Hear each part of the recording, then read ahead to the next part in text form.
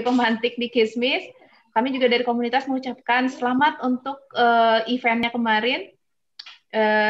Kece banget, keren, top abis gitu. Mohon maaf, kita juga dari komunitas Guru BK Belajar belum bisa support penuh, tapi so far so good dari kawan-kawan di komunitas, testimoninya positif semua. Dan itu bisa jadi proses pembelajaran juga buat kita nanti kalau tartar kita bikin acara yang gitu juga ya, Mbak Santi ya. Oh iya juga ya. Acaranya top banget dan inspiratif. Jadi seharian itu gitu ya, greget. Baik, tanpa berpanjang kata, kami undang Bro Teddy untuk memulai pantikan-pantikannya di Kismis sesi ke-10. Oke, terima kasih Tejani. Bismillahirrahmanirrahim. Assalamualaikum warahmatullahi wabarakatuh. Waalaikumsalam warahmatullahi wabarakatuh. Ngomentarin dikit soal event tadi. Kalau Guru BK Belajar bikin event, kayaknya sih nggak kayak kita ya, Mbak Upeng ya. Nggak usah susah nyari peserta, orang membernya ribuan. Kalau kita itu selalu deg-degan kalau bikin eventnya. Oke. Anyway, terima kasih buat yang sudah hadir langsung di Zoom dan beberapa mungkin ngikutin di YouTube juga.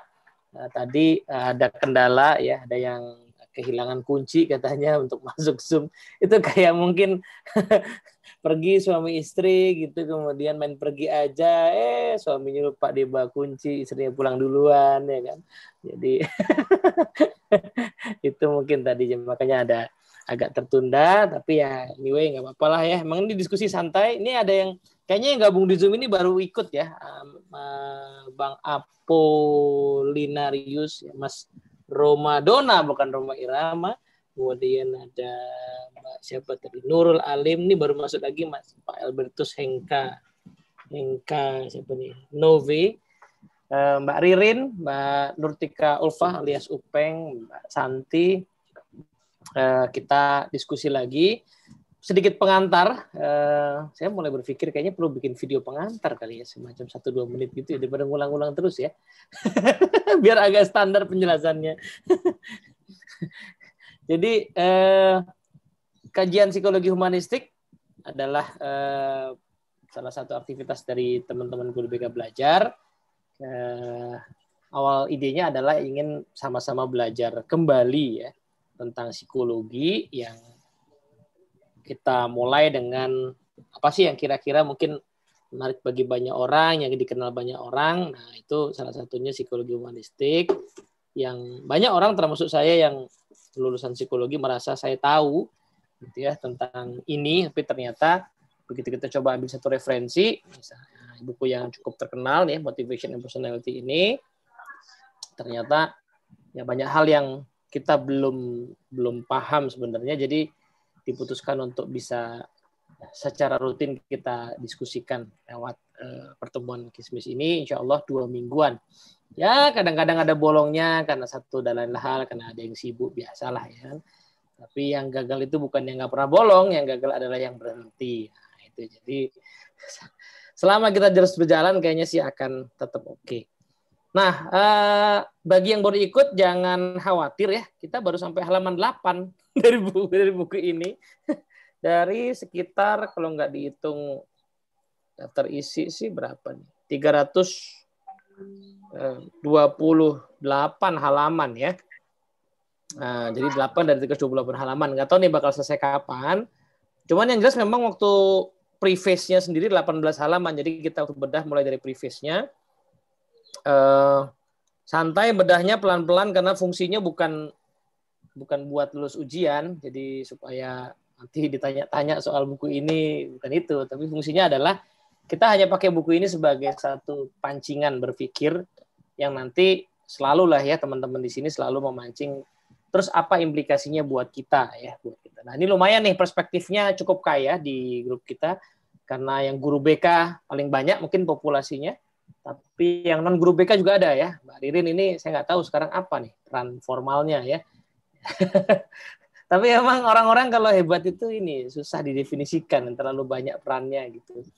Jadi yang jelas beliau bukan guru BK, jadi ada perspektif lain. Mbak Upeng juga yang hadir sekarang bukan guru BK ya, tapi psikolog ya, dengan kasus-kasus yang cukup menantang. Saya sendiri juga konsultan ya di dunia human capital. Jadi saya basically nggak di sekolah gitu. Jadi moga-moga agak seru lah ya. Diskusi yang bermanfaat, tapi nggak perlu mikir laporan, ya nggak perlu mikir ngasih nilai, itu kan enak ya. Kalau kita kuliah kan ada ujian gitu ya, khawatir nanti ini keluar nggak pas ujian. Kalau ini kan kita diskusi bebas. Jadi gitu mungkin pengantarnya. Bagi yang baru gabung dan pengen mendapatkan apa ya semacam pengantar awal, monggo mampir di YouTube-nya Guru BK Belajar di edisi yang judulnya adalah apa namanya tuh pengantar ya. Pokoknya sekian bulan yang lalu lah tuh ada. Itu semacam pengantarnya tentang Maslow dan sebagainya. Oke, so kita mulai. Nah, ini karena bukunya susah dicari, jadi ya kami agak sedikit memaklumi kalau kita bedahnya pakai e-book ya. E-book PDF yang, mohon maaf, jelas-jelas ini bajakan ya, karena tidak resmi kita dapatkan. Tetapi ya, tapi susah gitu, terjemahannya juga udah nggak terbit lagi. Saya kemarin kontak penerbitnya, yang terakhir kali Cantrik Pustaka itu juga udah nggak available juga. Jadi, oke lah sementara ini ya. So, ini saya coba share screen. Jadi nanti biasanya kita coba terjemahkan, lalu kemudian kita diskusikan ya. Kemarin tuh kita masih ada di subbab ini ya. Some implications of a psychological approach. Maksudnya apa? Jadi bab 1 ini, oke, saya bukakan saja dari awal saja supaya, karena banyak yang kayaknya baru gabung. Mana nih? Nah, jadi bab 1 ini judulnya A Psychological Approach to Science. Sekedar pengantar, kalau teman-teman baca buku-buku teks kuliah gitu, biasanya bab awal adalah semacam penjelasan tentang metode penelitian yang digunakan di dalam bidang tersebut ya. Jadi misalnya kalau baca buku psikologi perkembangan, maka terus bab 1 biasanya ngomongin soal metode penelitian di dalam psikologi perkembangan yang menghasilkan teori-teori misalnya gitu kan. Nah, ini juga sepertinya begitu. Jadi Pak Masrul meniatkan ini sepertinya untuk membedah ya apa sih yang beliau lakukan pada saat mungkin bersama yang lain juga ya mengembangkan psikologi humanistik ya, mazhab ketiga yang dianggap ketiga di psikologi barat. Nah, di bab ini dibahas soal sementara sains di masa itu, sekarang mungkin udah nggak terlalu di masa itu berusaha menobjektifkan ya metodenya sehingga menghindari sesedikit mungkin sisi-sisi subjektif dari kita sebagai peneliti. Justru di psikologi humanistik justru itulah yang perlu dipertimbangkan dengan mendalam.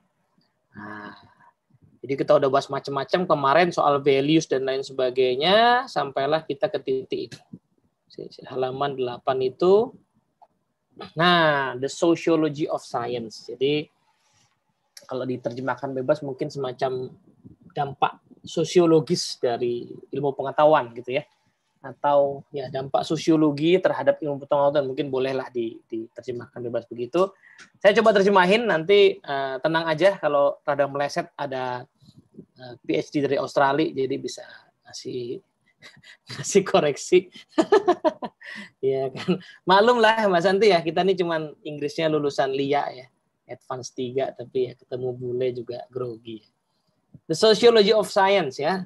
Nah, kalau kita lihat di sini, the study of the sociology of science and of scientists deserves more attention than it is now getting. Jadi studi tentang sisi sosiologis ya dari ilmu pengetahuan dan dari para ilmuwan itu sendiri harusnya kita kasih perhatian lebih katanya.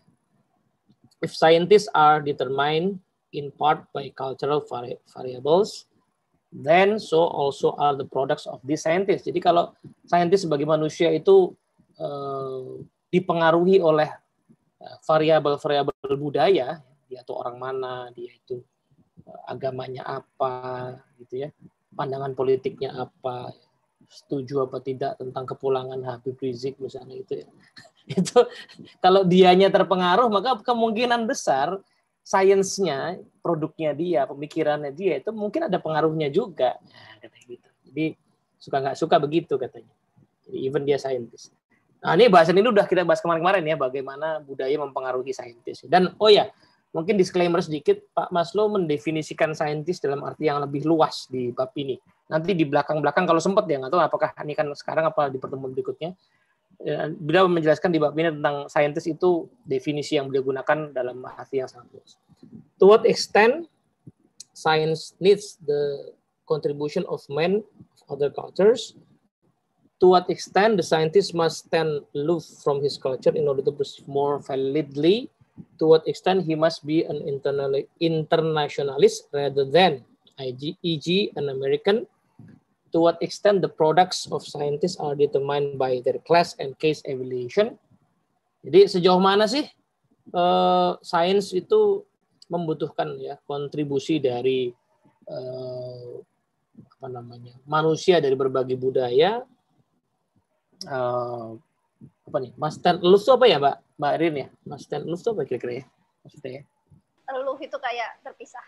Jadi jadi mungkin kalimat yang seberapa sih saintis ini harus detach ya. Jadi harus terpisah dari memisahkan diri ya, Bos. Detach ya. Ya. Oke. Dan sejauh mana saintis harus atau ilmuwan itu harus memisahkan diri dengan budayanya? Sejauh mana dia harus melihat dirinya sebagai bagian dari dunia internasionalis atau dia sebagai seorang anak bangsa tertentu ya. Sejauh mana produk dari saintis itu dipengaruhi oleh kelas sosialnya ya atau afiliasi sosialnya. Ini adalah pertanyaan-pertanyaan. These are the question of the type that must be asked. Ini hal-hal yang harus ditanyakan dan dijawab ya. For fuller understanding of the contaminating, tanda kutip ya, effect of culture upon perception of nature. Jadi kita harus mengconsider semua hal ini pada saat kita mau melihat efek dari budaya terhadap perception of nature. Jadi ini sudah dibahas di pertemuan sebelumnya soal ya sains itu sebenarnya adalah persepsi atas alam ya, representasi atas alam yang kita pahami tentang alam kan sebenarnya. Oke, jadi kalau di wrap up barangkali ini semacam agak lebih luas sedikit. Kalau kemarin tuh melihat lebih ke sisi nilai manusia gitu ya. Ini lebih kelihatan bahwa secara sosiologis ya, situasi mungkin politik, budaya, masyarakat, kota atau desa itu karena dia berpengaruh terhadap saintisnya, jangan-jangan dia juga berpengaruh terhadap produknya. Nah, monggo teman-teman, mari kita komenin lah pendapatnya Pak Maslow ini. Silakan.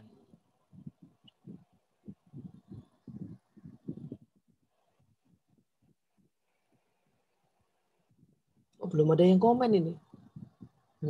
Ini jangan lupa unmute kalau mau komen. Ini siapa dulu mau komen? Iya, monggo, siapa dulu? Mbak Jani belum bisa karena lagi nggak di tempat, mungkin lagi ke tempat lain. Mbak Upeng, Mbak Santi, Mbak Ririn, monggo. Gimana Mbak Santi, Mbak Upeng? Mbak Ririn dulu. Aduh, iya. Terima kasih. Assalamualaikum warahmatullahi wabarakatuh. Selamat. Assalamualaikum. Pagi apa menjelang siang? Agak inilah. Kalau standar call center udah siang 10.30. Iya. Kalau makan tuh udah brunch ya.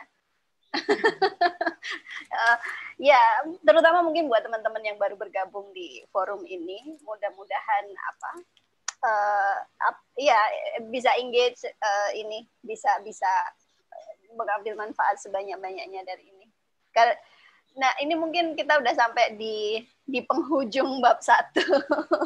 Jadi kalau ibarat kamera itu mungkin di sub-sub bagian sebelumnya itu kita zoom in gitu. Ini kita agak zoom out karena sosiologi itu kan makro ya. Dia ngelihat, kalau kemarin dilihat dari si saintis itu orangnya aja masih di zoom in lagi, value-nya, kebutuhannya gitu. Sekarang melihat sains dari sisi mungkin istilahnya konteks ya, yang lebih luas. Kenapa budaya, kelas sosial, kasta, disebut juga kasta ya tadi, itu juga berpengaruh. Ini walaupun tadi pas dibaca itu sempat ting gitu ketika disebutkan line keberapa ya, keempat, contribution of men of other culture. Ini kalau orang-orang feminist tadi tuh teksnya aja dikritisi, kenapa cuma Ya, iya benar. itu ya. Ini Teh Jani pernah komentar dulu tuh di pertemuan keberapa dia udah komentar soal ini. Ya, melihat sosiologinya Pak Maslow di tahun itu, di mana saintis memang didominasi laki-laki, bahkan mungkin sampai sekarang pun itu juga ya make sense. Dan juga belum ada pergerakan-pergerakan yang mempertanyakan banyak hal. Anyway, ya itu tadi mungkin kalau saya untuk paragraf pertama ini merefleksikan diri sendiri. Tadi senang banget dikenalkan Mas Teddy di awal sebagai ketidakjelasan saya. Sebenarnya saya ini formalnya apa? Guru juga nggak punya kontrak, terus apa? Itu pertanyaan anak saya ya, yang selalu saya nggak bisa jawab. Tapi mungkin saya bahasan subbagian terakhir ini bisa jadi tameng saya, bisa jadi alasan untuk belajar berani mengklaim diri sebagai scientist. Karena many-sided dan blurry. Jadi ada nanti di belakang shadowy. Jadi memang nggak jelas, batasnya itu berbayang-bayang dan kabur gitu. Tapi mungkin saya di bagian pertama ini mencoba lebih menghubungkan refleksi saya bahwa ketika belajar menjadi saintis ini, semua kalimat yang saya ada di sini tuh kayak ting gitu ya. Sebenarnya apa yang lebih membentuk rasa ingin tahu saya tentang hal yang ingin saya tekuni? Mungkin terutama kebetulan di bidang pendidikan gitu kan, learning science katakanlah seperti itu. Jadi pertanyaan-pertanyaan itu, to what extent science contribution? Karena memang kebetulan kalau culture itu dipahami sebagai budaya yang artinya kadang ada perbedaan antar negara, antar bahasa yang seperti itu, saya mengalami keluar dari budaya saya dan artinya ada kontribusi mengalami ketika berada di konteks atau situasi sosial lain, sosiologi yang lain, karena memang kebetulan ekstrimnya karena di luar negara gitu. Saya yakin kayak Mas siapa ini tadi Saka ya, yang dari Maumere, sekarang di Surabaya ya Mbak Santi. Ya. Itu kan juga pindah ke kondisi culture yang berbeda. Nanti mungkin bisa sharing pengalamannya seperti apa ketika berada di situ. Karena itu human nature ya, kita menyerap yang ada di tempat kita berada. Tapi di saat yang sama itu kayak radiates, kayak kita tuh sebenarnya juga memancarkan sesuatu. Dan mungkin saya paling kerasa waktu di Amerika, karena kalau ke Australia, orang Australia jauh lebih banyak yang kenal Indonesia.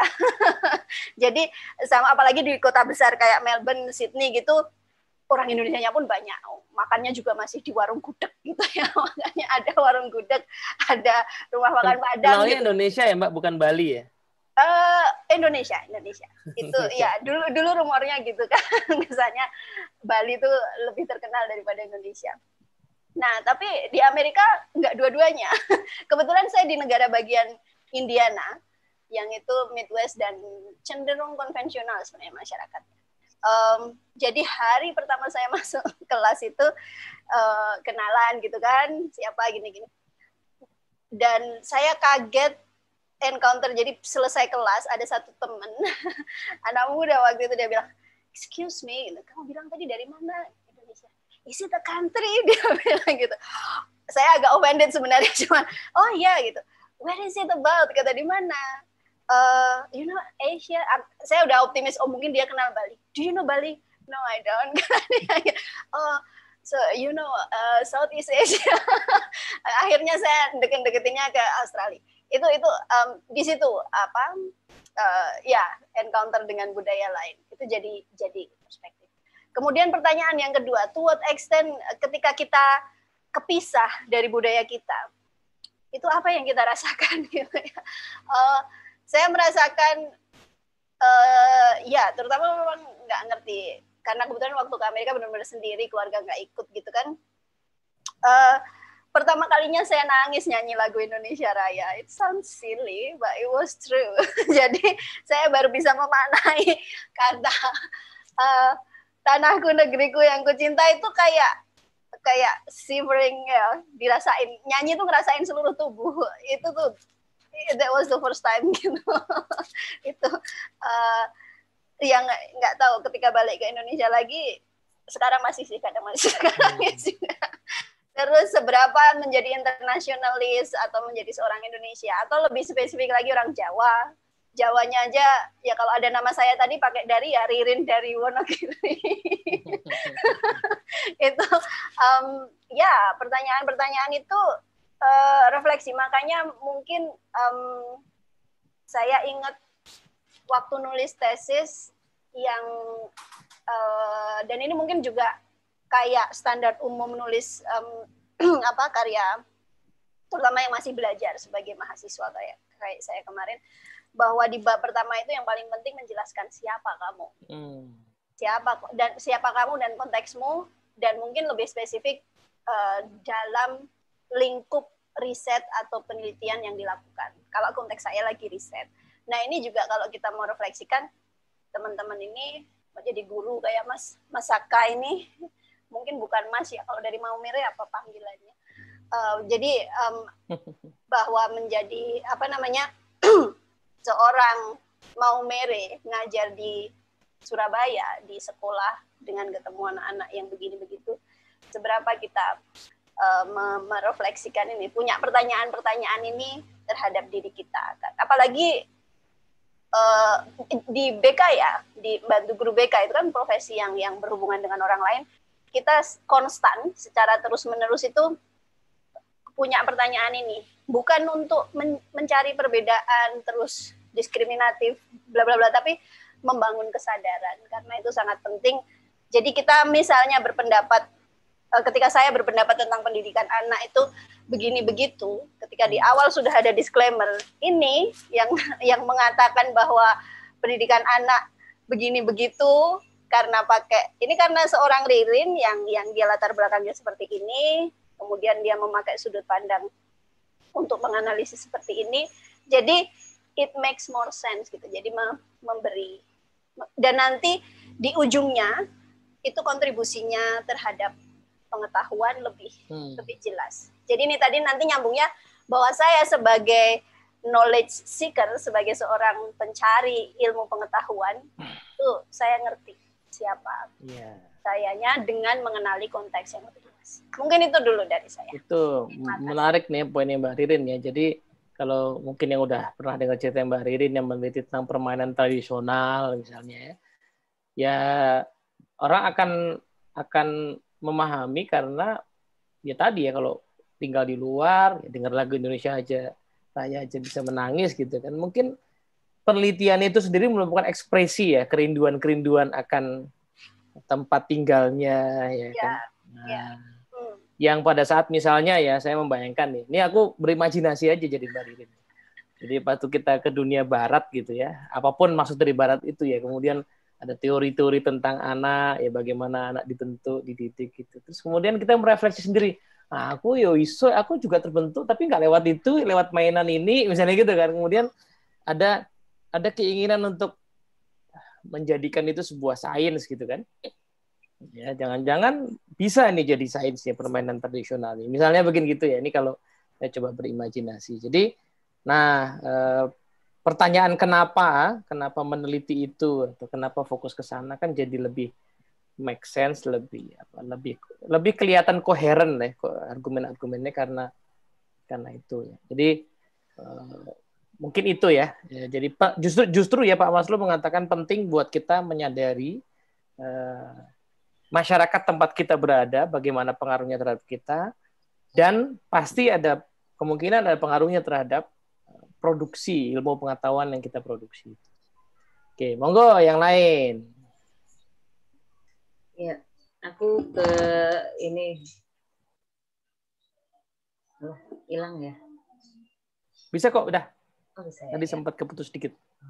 Aku banyak tadi dari yang Mbak Ririn katakan, juga pas baca ini sebenarnya tentang sosiologi ini cuma satu paragraf ya, yang lainnya banyaknya cuma satu paragraf, tapi pas aku baca ini tapi memang pikiranku melayang kemana-mana banyak.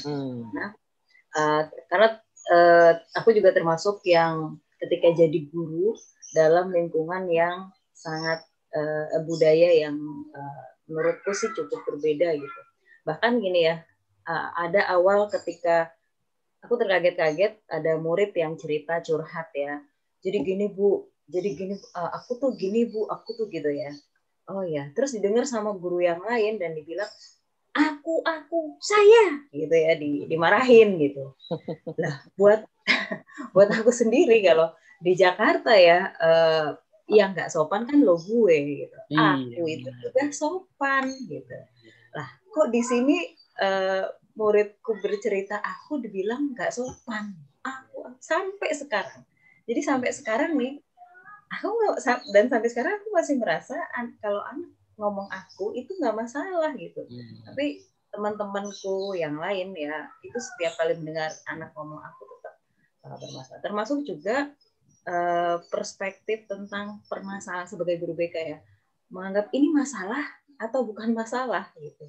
Jadi karena aku selama 4 tahun kan memfasilitasi di penjara anak ya, di lapas anak 4 tahun. Aku dulu cukup akrab, banyak bergaul yang anak-anak yang kasusnya pembunuhan, pencurian, pengedar narkoba dan sebagainya. Jadi ketika ada guru komplain, anak ini 2 kali minta ampun misalnya, kayak gini misalnya, ya, jadi sampai akhirnya ada beberapa guru yang, wes, ojo dikonang BK, dibelanya gitu, dibela aja, dia cuma bisa, karena aku melihat loh, ini hanya bukannya ya memang nggak benar, ada konteks yang dia tidak tepat gitu, tetapi ini tidak lantas membuat mereka pantas di judge nakal, tidak apa gitu ya.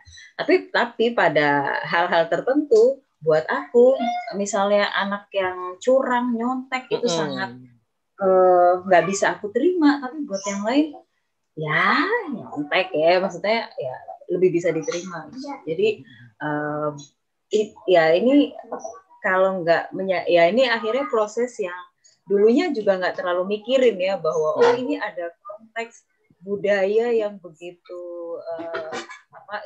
begitu terpengaruh oleh banyak hal dan akhirnya mempengaruhi, termasuk juga aku termasuk banyak aku lakukan kan beberapa tahun terakhir itu ngembangin media media atau metode di layanan bimbingan karir. Nah, itu ternyata juga sangat related dengan sesuatu yang mempengaruhi ya, lingkungan yang mempengaruhi.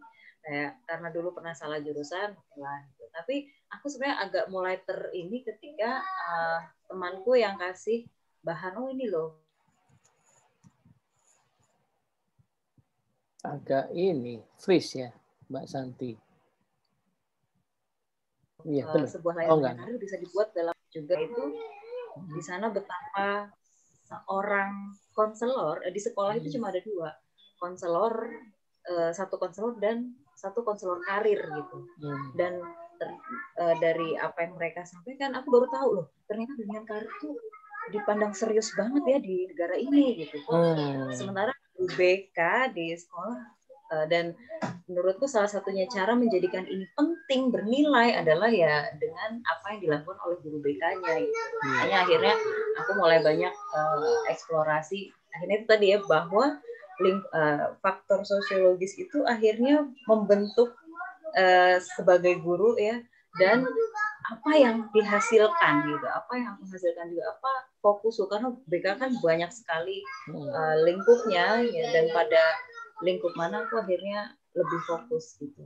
Jadi ya sama kayak tadi Mbak Ririn ya, 1 paragraf ini banyak membuat melayang-layang ke refleksi pribadi sih sebenarnya, memahami oh iya ya, oh pantesan ya gitu, pantesan beda ya, misalnya pantesan ya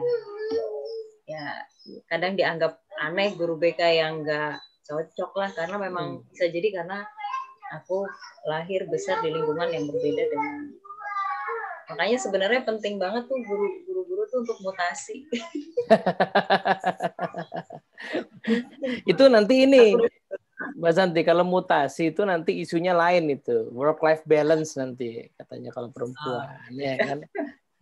Ya, karena Karena itu juga akhirnya ngebentuk loh. Jadi kayak guru yang selama puluhan tahun misalnya mengajar di sekolah yang istilahnya anaknya udah pinter-pinter, anaknya sudah dari golongan ekonomi menengah ke atas, itu pasti akan berbeda dengan guru-guru yang biasa di lingkungan marginal misalnya. Makanya kenapa ketika isu sekolah zonasi itu banyak ditentang, yang banyak tentang itu kan yang di sekolah-sekolah unggulan.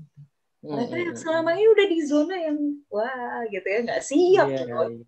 Termasuk di sekolahku ya.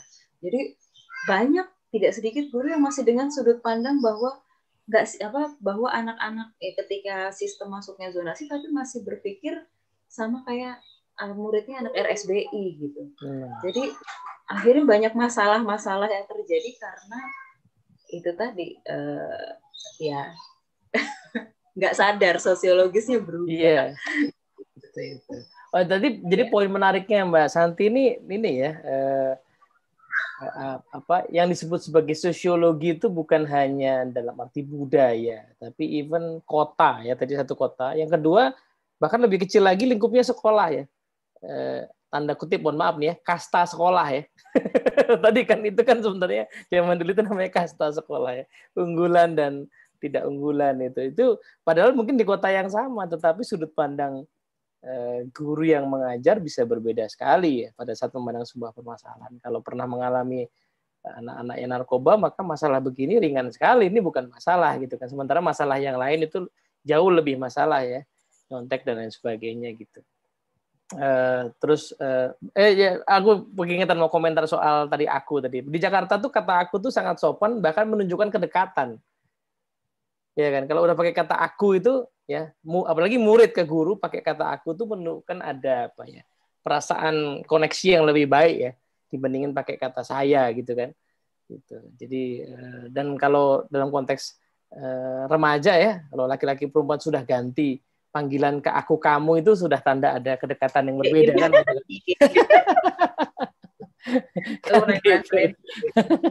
Kan gitu. Iya. Zaman sekarang udah nggak aku kamu masalahnya. Zaman sekarang papa mama itu lebih ngeri lagi ternyata kalau anak pacaran itu. Kacau. Oke, baik. Monggo silakan berikutnya. Siapa mau komentar? Ya, boleh ikut berkomentar ya. Oke, monggo Tajani. Ya, ini berkaitan dengan ini ya, Sociology of Science. Di situ diungkapkan bahwa sosiologi sains ini juga terkait dengan spesifiknya adalah sosiologi saintisnya. Jadi bagaimana si seorang saintis, termasuk kita sebagai, mungkin dalam posisi saya dan Mbak Santi sebagai guru, kita sebagai sama-sama diperankan sebagai truth seeker ya kalau oleh Maslow, itu punya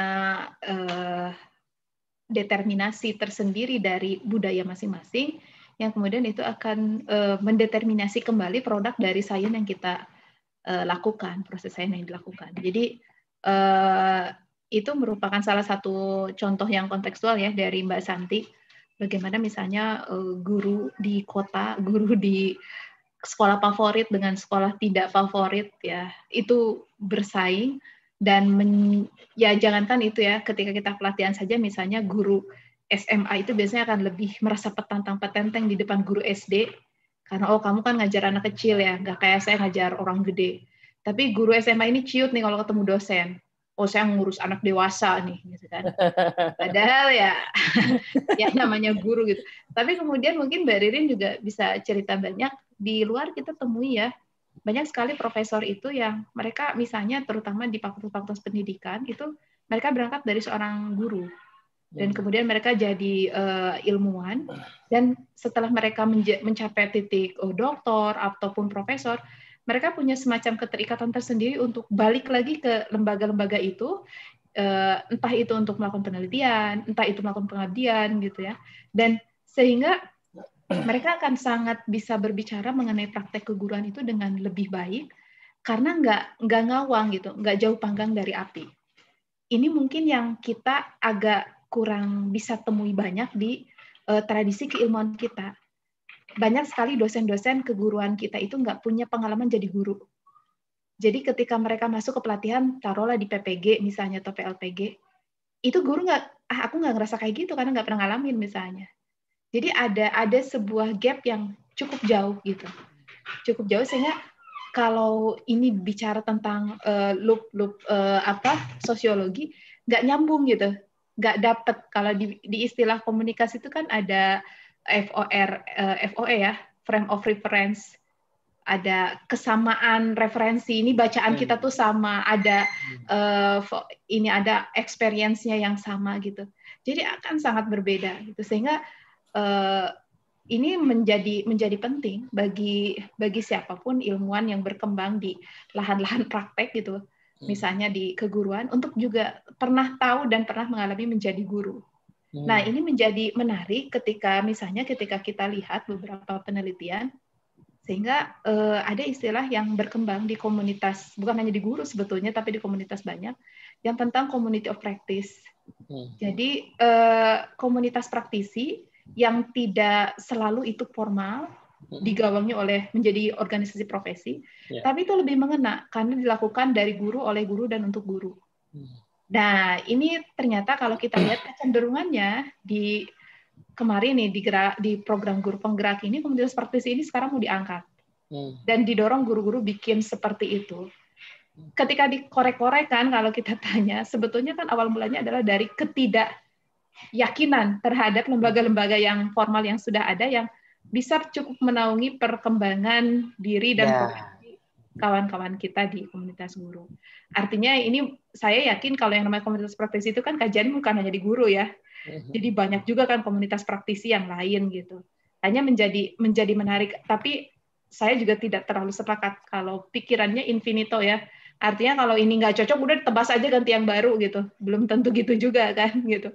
Karena bisa jadi kan komunitas praktisi ini justru dikembangkan di organisasi-organisasi yang ada, tapi mereka mau nggak untuk merelaksasi sedikit ketegangan atau formalitas strukturalnya gitu. Karena ya mau nggak mau ketika struktur dibuat, formalitas dilakukan, senioritas kenceng banget, Bo. Iya. Oke. Nah ini boleh saya sedikit share. Mungkin kemarin saya baru berkunjung ke sebuah situs Kampung Ilmu di Purwakarta, di Tegalwaru. Itu sebuah inisiasi proyeknya punya Mas Imam Prasojo. Beliau sosiolog dari UI. Ketemu kemarin dengan adiknya, Bu Nining, ini menarik sekali. Jadi bagaimana mereka mencoba memulai inisiasi di sebuah kampung gitu. Jadi saya kaget juga. Jadi awalnya Mas Imam Prasojo itu dia share tentang konsep kampung ilmu, terus kita diajak untuk Zoom bareng.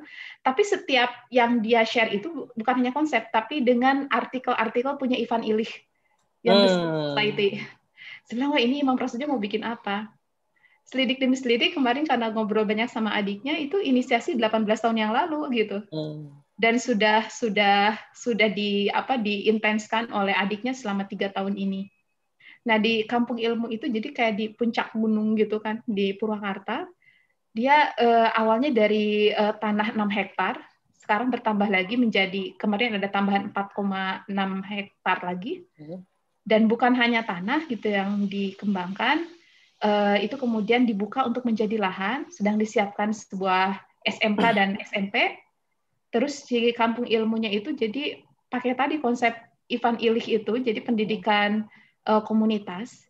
Jadi bagaimana dia mengintegrasikan antara sekolah itu dengan komunitas di masyarakat tersebut. Jadi ada rumah ilmu, ada rumah sehat, ada saung kembar dan lain sebagainya. Yang menarik dari itu ya, saya mungkin lebih menyoroti kalau prosesnya sangat menarik kalau diceritakan. Jadi bagaimana kemudian beliau sebagai inisiator itu meminta peran kontribusi dari setiap peran. Jadi Mas Imam itu idenya itu yang bangunannya dari Holcim, dari Mobilek, dari mana gitu. Jadi ketika awal berdiri itu, ini persis banget ketika orang memulai sebuah transformasi baru ya, perubahan baru. Itu digedor sama LSM, sama preman, sama ini. Dan strateginya adalah tidak melawan head to head. Tapi karena yang dibuka pertama adalah sekolah, yang melawan LSM dan masyarakat itu ya anak sekolah, berarti anak-anak mereka juga. Gitu. Nah, sampai bertahan berapa lama itu sampai turun Polri sih. Kalau itu sih saya nggak usah cerita ya kekuatan pengaruh relasinya seperti apa. Cuma yang menarik kemarin, jadi ketika Jumatan itu kan karena kita ada rombongan dari pemerintah Provinsi Jawa Barat. Saya bersama kawan-kawan guru, banyak kawan-kawan guru yang sudah jadi doktor kalau di Jawa Barat, yang kemudian direkrut untuk menjadi salah satu menjadi bagian dari policy maker.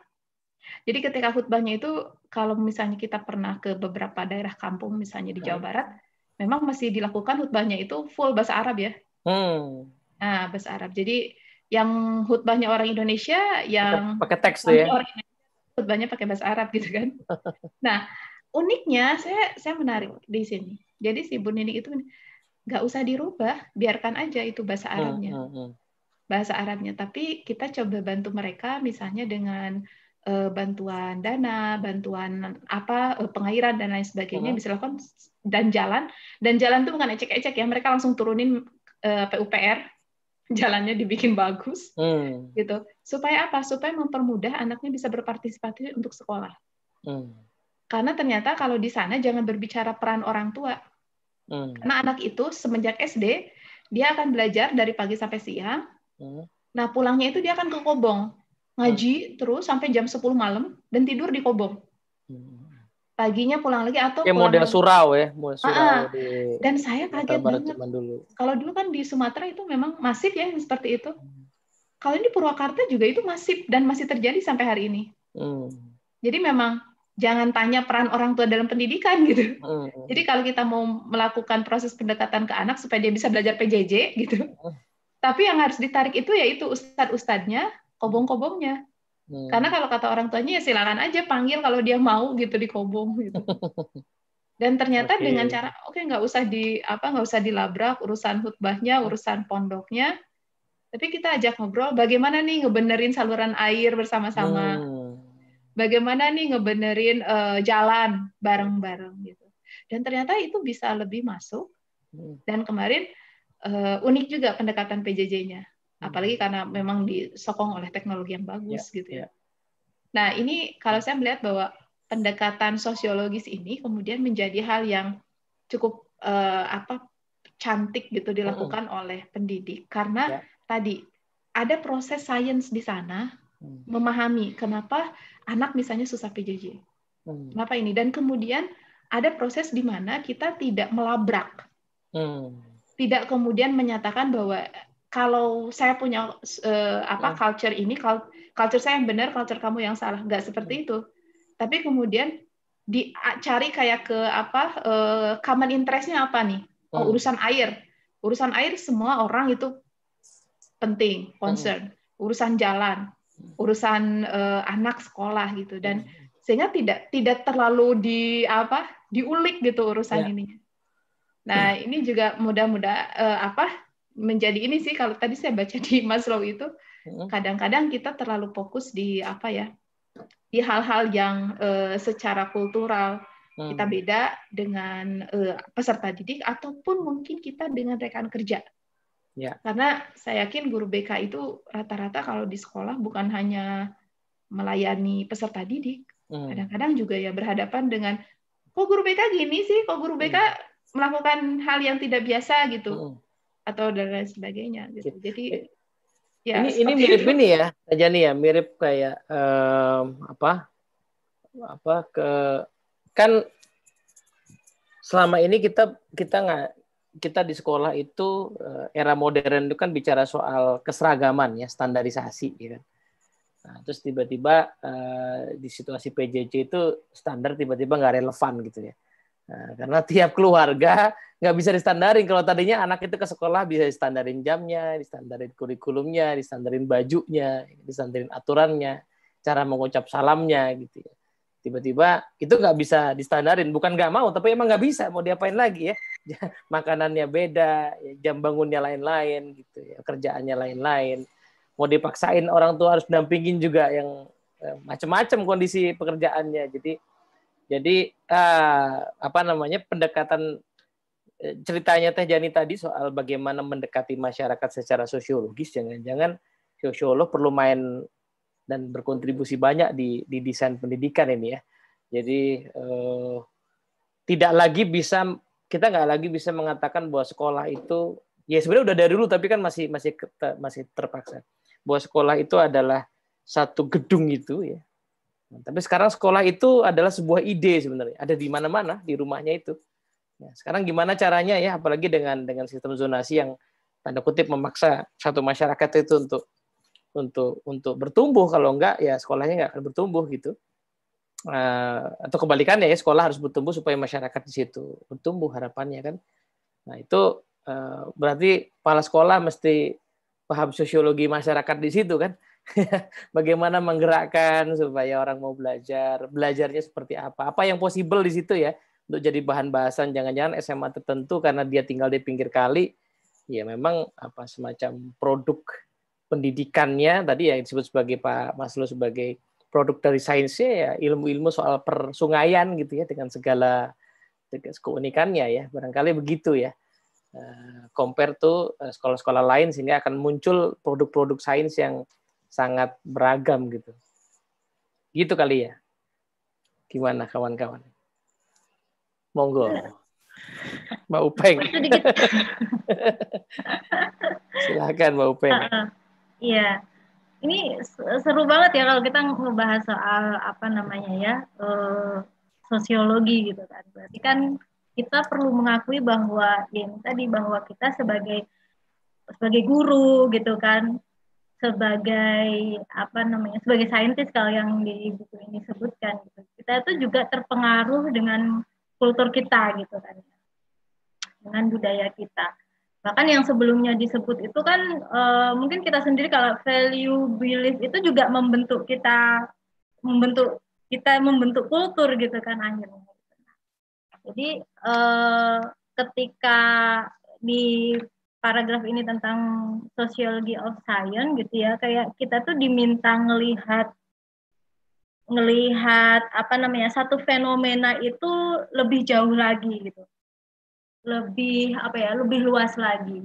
Nggak hanya melihat dari si saintisnya itu sendiri atau dari kacamata kita sebagai guru gitu kan, tetapi juga kacamata orang lain. Kayak ini kalau di kalimat seperti kalimatnya ini mana sih ini ya kayak gitu. To what extent he must be an internationalist rather than misalnya an American. Jadi aku tergelitik tadi waktu Mbak Ririn bilang bahwa kita menjauhi kultur kita itu untuk membangun kesadaran terhadap kultur kita sendiri. Kayak gitu. Mungkin itu juga yang akhirnya ide-ide muncul itu justru ketika kita menjauhi kultur kita gitu. Menjauhi titik kita gitu ya, titik kita tumbuh gitu. Kita jadi melihat lebih luas, istilahnya kayak itu zoom out gitu kan. Jadi kita lihat lebih luas dari perspektif yang berbeda. Kayak misalnya tadi Teh Jani gitu ya ke kampung ilmu. Mungkin ketika keluar dari kulturnya Teh Jani sebelumnya gitu, terus kemudian melihat kulturnya kampung ilmu, pasti akan jadi satu masukan, ada kesadaran, oh ternyata ada kultur yang berbeda dari kulturku, dan ini jadi masukan untuk kultur yang aku sadari selama ini. Sehingga apa yang kita lakukan itu jadi kalau bahasanya ya orang kalau disosiasi itu kan jadi melihatnya lebih luas, jadi lebih objektif gitu kan ya, jadi lebih fair melihatnya, sehingga tidak memaksakan hanya satu cara saja untuk satu permasalahan tertentu. Jadi yang gelitik itu ya, jadi memang iya juga ya gitu ya, berarti kan kita sebagai guru, kalau konteksnya sebagai guru gitu ya, kita perlu memahami juga kultur-kultur yang lain gitu ya, misalkan kayak tadi Mbak Santi gitu ya, tentang kultur yang aku dan kamu itu kan berbeda sekali. Dan yang meskipun sekarang masih agak ganjel gitu ya misalnya, tapi bisa melihat dari perspektif yang berbeda gitu. Dan mungkin itu yang membuat kita atau membuat guru BK atau membuat profesi konselor tuh kadang-kadang dinilai agak dalam tanda kutip ya nyeleneh. Bisa jadi karena ketika orang melihat dari satu sisi, kita melihat dari sisi yang lain. Aku mikirnya kayak gitu ya gitu. Oh, bisa sih berpikir kayak gitu gitu ya. Bisa jadi. Itu kalau konselornya ini belajar humanistik kayaknya sih. Mungkin bisa jadi. Jadi kayak bisa jadi ya kenapa orang-orang banyak nganggap konselor tuh aneh. Oh, guru BK tuh aneh, mesti beda sama guru-guru yang lain gitu kan ya. Ya bisa jadi mereka melihat satu level lebih tinggi atau satu langkah lebih jauh sehingga kan melihat jadi lebih objektif. Dan ya it doesn't matter kan ya, memang itu yang diperlukan gitu kan, melihat lebih jauh untuk melihat lebih objektif. Cuma pertanyaanku di bagian ini adalah gitu ya, terus posisinya indigenous itu ada di mana ya? Gimana maksudnya indigenous itu? Yang apa? Sekarang kan lagi apa namanya ya? Mulai digalakan, misalnya mau didengungkan lagi kayak misalkan indigenous psychology kayak gitu kan, indigenous ya pokoknya sesuatu yang yang sangat-sangat natif kayak gitu. Terus di bagian ini nih ada di mana ya? Bukannya justru pandangan inilah yang apa ya, semacam jadi justifikasi buat indigenous psychology ya? Jadi bahwa ya sah-sah saja toh. Dulu pernah ada perdebatan di sebuah milis ya. Aku nggak ikut milis itu, tapi ya kalau tahu milis ini jadi tahu angkatannya ya. Aku nggak ikut milis itu, tapi si temanku memforward gitu. Forward atau kita bahas di tempat lain soal psikologi Islam gitu kan. Kemudian ada salah satu ahli ya, profesor lah yang kemudian di grup yang sana itu mempertanyakan kenapa psikologi Islam mesti eksklusif dengan kata Islamnya. Nanti akan muncul psikologi Kristen, Buddha, Hindu. Terus saya berpikir bahwa ya justru boleh-boleh saja. Tuh kenapa harus dinetralkan ya? Kenapa tidak boleh punya warna? Kalau berbagai tradisi agama sudah ribuan tahun ya, berhasil menata masyarakat, mendampingi generasi ke generasi, ya mungkin ada unsur psikologi yang menarik ya di situ ya. Jadi justru jangan-jangan ya pandangan Pak Maslow ini ya semacam justifikasi ya, semacam ladang ya untuk memperbolehkan hal itu. Sehingga harusnya kampus di UGM itu ngajarnya psikologi Jawa kencang banget harusnya. Cuman kayaknya mata kuliahnya agak jarang. Kampus di psikologi di Padang jangan ngomongin Freud terlalu sering ya. Mungkin ngomongin soal adat basan di syarak basan di Kitabullah itu implikasi psikologisnya seperti apa ya. Betul. Mungkin bisa jadi ya Mas. Karena iya itu tadi aku meng-highlight itu tadi, ketika kita jauh dari kultur kita menyadari kultur kita gitu toh ya. Gitu. Jadi ketika kita mau ngomongin soal indigenous, keunikan kita masing-masing ya itu mestinya diperbolehkan gitu kan ya. Ini tadi kayaknya Mas ini mau komen ya. Bentar Mas apa Abang nih, Apoli, Abang Saka. Apa kakak? Panggilin sana, panggilin apa sih? Ya, kalau di tempat saya Nyong, Nong. Nong. Oke, silakan mau komentar kayaknya tadi ini, silakan. Baik, terima kasih. Kalau menurut pemikiran saya tentang dampak sosiologis terhadap pengetahuan ya, kan saya mengalami perpindahan budaya dari timur ke Jawa. Walaupun kita dalam satu negara, itu betul-betul perubahan yang sangat berbeda ya. Untuk budaya timur dengan budaya Jawa itu betul-betul sesuatu yang berbeda. Nah, ketika saya berada di Jawa, pandangan pola pikir orang Jawa tentang orang timur itu sangat ya bisa dibilang pemahaman mereka tentang orang timur itu adalah orang yang tertinggal, rendah. Apalagi di lingkungan saya di sini, anak-anak itu sering dari timur sering dianggap pemalas, tidak mampu berkembang, bodoh seperti itu ya kan. Nah, terus hal itu didukung dengan kebiasaan teman-teman saya dari timur yang membawa budaya yang sebenarnya berbeda sekali dengan yang ada di sini. Kemudian dibuat budaya itu dikembangkan di sini ya. Istilahnya mereka tetap membawa budaya itu ada di sini ya. Nah, ketika pandangan orang terhadap budaya yang berbeda, orang Jawa terhadap budaya kami yang berbeda, anggapan mereka itu sudah menjadi suatu yang negatif atau buruk ya. Ketika kita dianggap buruk, ya segala hal yang walaupun mungkin tidak semua kita teman-teman dari timur seperti itu, tetapi ya tetap mindset mereka bahwa anak-anak dari sana itu seperti itu. Jadi di sini saya harus berjuang dengan pemikiran yang seperti itu. Ya, harus beradaptasi dengan lingkungan seperti itu. Lingkungan bahkan belajar di kelas. Dosen-dosen, anggapan dosen-dosen tentang anak-anak timur itu ya hampir semua sama seperti itu. Nah, saya berada di lingkungan seperti itu di mana saya harus merubah pemikiran mereka tentang kami yang dari timur. Nah, di situ pertama saya harus beradaptasi dulu dengan budaya Jawa tentunya kan. Nah, ketika saya beradaptasi memang betul-betul berbeda, mulai dari pola pikir, pemahaman itu sekali antara dari timur dengan di sini ya. Saya belajar, kemudian saya mendekatkan diri kepada dosen, kemudian mencari tahu. Nah, ketika saya berdiskusi dengan dosen, mereka ada dosen yang punya pemikiran seperti itu juga. Bahwa memang ada hal yang berbeda, ada anggapan dosen tentang kami itu memang seperti itu. Nah, ketika saya merubah kebiasaan saya menunjukkan bahwa perbedaan yang saya lakukan antara saya dengan anak timur sebenarnya kita sama, hanya karena mungkin kemampuan beradaptasi mereka itu mungkin lebih lambat atau jauh daripada saya kan, mungkin lebih berbeda dengan saya. Jadi, ketika saya menunjukkan hal yang berbeda dengan teman-teman dari timur, mereka merasa, kok kamu berbeda dengan mereka? Sebenarnya saya sama dengan mereka. Hanya ketika saya berada di satu lingkungan baru, bagaimana saya mengadaptasikan budaya yang ada di sini. Kemudian budaya saya, kebiasaan saya, tetapi harus disesuaikan dengan keadaan kondisi di sini. Jadi anggapan sebenarnya anak dari timur pemalas itu tidak. Terus itu komunikasi di sini, komunikasi. Cara anak-anak dari Jawa, di Jawa Timur ini kan lebih berbicaranya masih lebih banyak bahasa daerah ya, bahasa Jawa ya.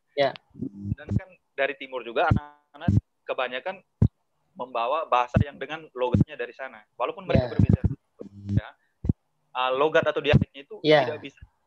Nah, itu membuat seolah anak-anak itu berbicara dengan bahasa sana, tetapi sebenarnya mereka berbicara dengan bahasa Indonesia. Hanya membawa dia. Sehingga ketika teman-teman di Jawa sini yang masih juga menggunakan bahasa Jawa, mereka beranggap bahwa itu adalah suatu bahasa daerah dari sana. Ternyata tidak. Bicara dengan teman-teman yang mungkin dari Jakarta atau orang yang di Jakarta, mereka lebih paham dengan apa yang kami bicarakan dibandingkan dengan apa yang dibandingkan kami harus berbicara dengan teman-teman di Jawa Timur sini seperti itu. Jadi ya karena orang Jakarta juga udah nggak punya identitas yang jelas sebenarnya sih. Jadi mereka agak lebih memaklumi berbagai identitas karena apalagi orang Depok, orang Tangerang Selatan itu ngaku Jakarta tapi sebenarnya bukan ya kan, jadi akhirnya memaklumi berbagai.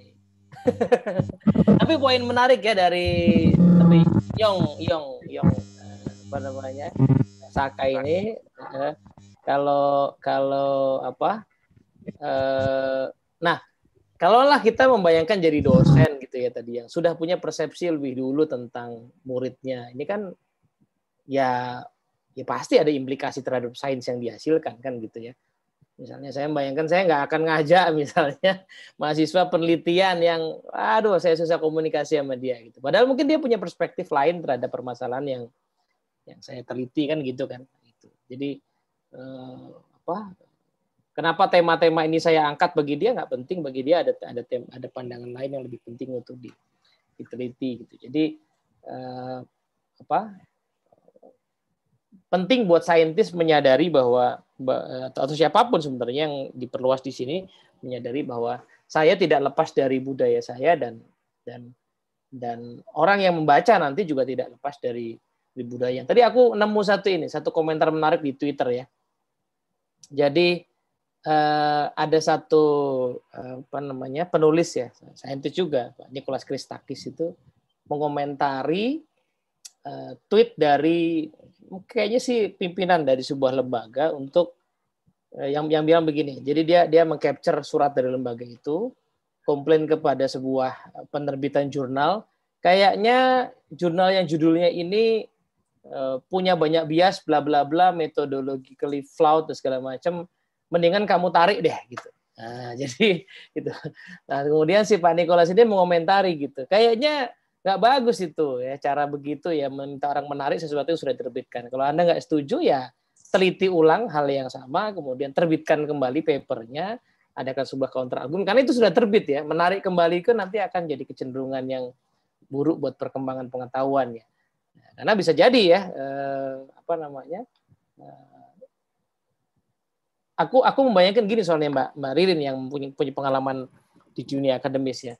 Kan makin lama tuh makin banyak standar ya, standar jumlah halaman ya, segala macam. Ya, bahkan karena aku suka geli sendiri, ya karena mungkin saya bukan pelaku ya, jadi saya suka geli aja ngamatin pelatihan penulisan jurnal agar masuk ke Scopus gitu. Buat saya tuh apa fungsinya ya agar bisa masuk ke sana gitu loh. Mungkin karena saya nggak ada kepentingan itu ya. Karena itu penulisan jurnal itu sendiri menurut saya bukan esensi dari sainsnya. Kan risetnya toh sudah ada, penelitiannya kan sudah ada tuh. Ini tinggal masalah dituangkan supaya lolos gitu kan. Nah, jadi kenapa tidak misalnya membiarkan berbagai standar itu ada, lalu disitulah nanti kita bisa memilih. Tapi ya mungkin ini pandangan saya yang bukan seorang akademisi aja. Baik, monggo komentar yang lain silahkan. Mbak Ririn mau komentar lagi atau yang lain silahkan juga. Thank you loh Mas Yong Saka komentarnya. Ya, Yong Saka tadi saya masih nulisnya Mas. Di komen saya sudah kasih. Thank you for sharing. Mungkin saya nambahin beberapa untuk stir up, untuk tambah ngaduk diskusi kita. Kalau ngomongin sosiologi ini, mungkin tadi di awal saya ceritakan pengalaman, terus tadi dengar beberapa sharing teman-teman. Dan terakhir pertanyaan Mbak Upeng tadi menarik sekali. Posisinya di indigenous itu seperti apa? Itu kalau ngomongin sosiologi dalam konteks ilmu pengetahuan itu ini juga, karena mungkin salah satu yang saya rasakan memang perkembangan, ada masa ketika modernisme itu terlalu merajalela tentang standar itu tadi. Dulu semua tuh kayak diuniversalkan gitu loh. Jadi kayaknya yang namanya pendidikan berkualitas itu ya yang memenuhi standar dengan termasuk kita ini produk-produk modernisme, makanya agak susah untuk tidak mudah lah, susah kayaknya pesimis. Tidak mudah untuk mencoba membuka pikiran multiperspektif. Dan seperti yang dibilang tadi bahwa detach dari culture kita, itu kenapa bisa membuat kita lebih peka? Karena ada satu yang pengen saya share di sini adalah kata privilege. Saya pernah nyetak Facebook tentang privilege terkait PJJ. Privilege kita ketika berada di lingkungan kita sejak lahir, di konteks sosiologi yang membentuk diri kita, tanpa kita sadari kita sebenarnya punya privilege yang itu baru kita sadari ketika kita keluar dari konteks kita. Banyak hal.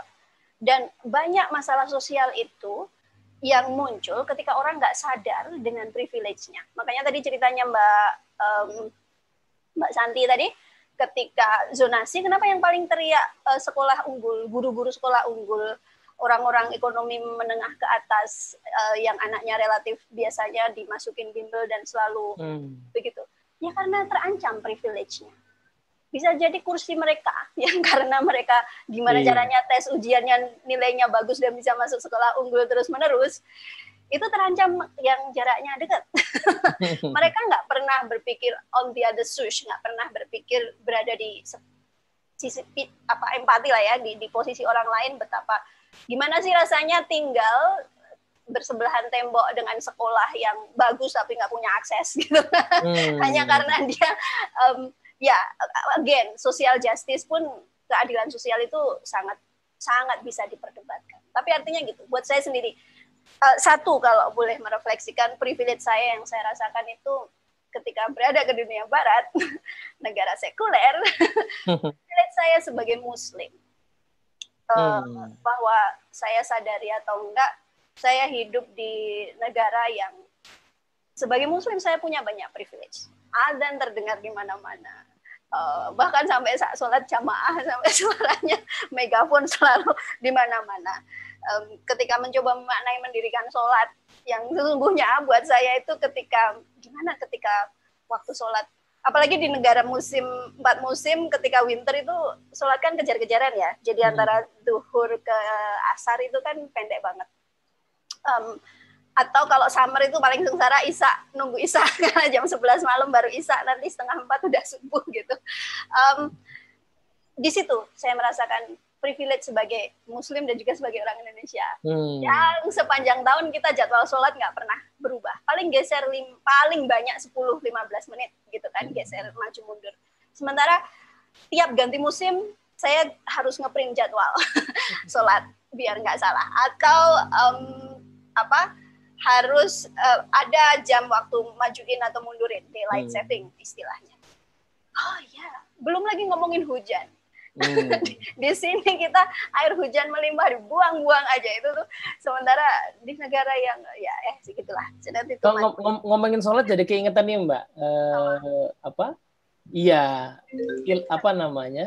ilmu astronomi ya, menghitung waktu musim itu berkembang ya gara-gara ekspresi dari value kan. Karena para ilmuwan menyebar ke berbagai dunia, terus tiba-tiba bingung ini kapan waktunya sholat, kapan waktunya puasa gitu ya. Terus melakukan perhitungan gitu ya. Terus lahirlah sains itu kan sebenarnya, maka tidak bisa dipungkiri gitu ya. Iya. Dan itu mungkin tadi sebenarnya saya mau masuknya setelah privilege, ketika kita detach terus kita aware, itu akhirnya kita jadi lebih bisa itu tadi, karena kita ada satu istilah lagi yang saya pengen share, encounter, benturan. Apa ya terjemahan bahasanya? Jadi multicultural encounter istilah saya,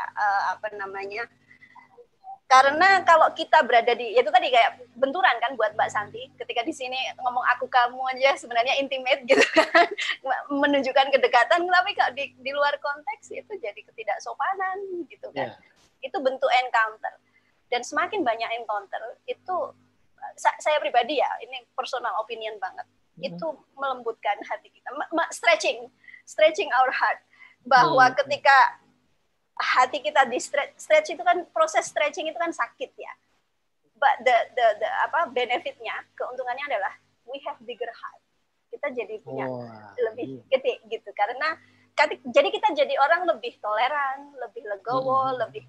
Karena saya lupa ini statement siapa, Einstein atau siapa ya, bahwa puncak ilmu itu bukan kepandaian atau keahlian, tapi wisdom. Puncak ilmu itu adalah kebijaksanaan. Karena apa? Karena we've been gone through different perspective. Kita ketemu banyak orang, kita nggak bisa maksain yang kita lakuin ini paling benar.